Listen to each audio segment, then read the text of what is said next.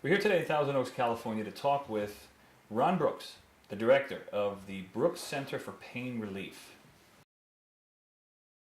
Give me a description on the process of actually why and how we feel pain.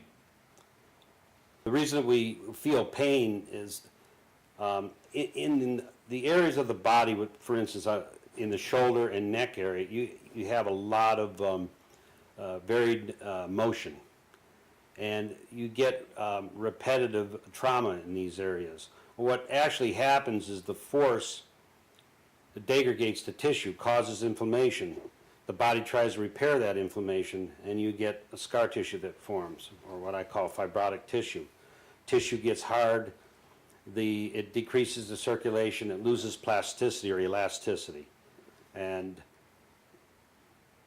that, in turn, puts pressure on the nerves because the hydraulics change in the body and the pressure builds up through that fibrotic tissue. It can't flow through there as well, and then the pressure's put down on the nerve, or the pressure can stretch the nerve, and then pain ensues from that.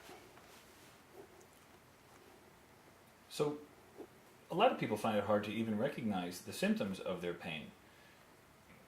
In your practice, have you seen where, you can tell us telltale signs of people not recognizing their pain?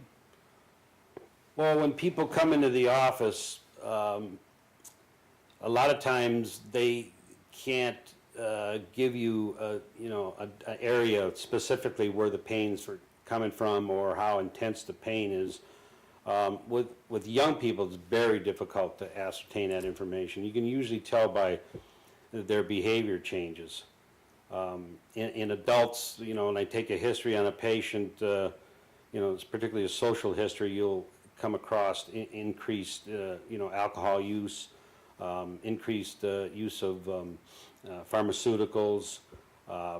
They start to withdraw from their friends and family, those type of issues. And so that's where you get the inclination that the pain levels are really much higher than they recognize. So would you say that it's everybody's first reaction to just mask pain, and your mandate is to find it and actually relieve the pain? I think the body, the brain has a process by which it does mask the pain, because I think if it didn't, we would go insane. So that's a control mechanism. Maybe the reason that a lot of patients report they only feel one pain at a time that they're aware of.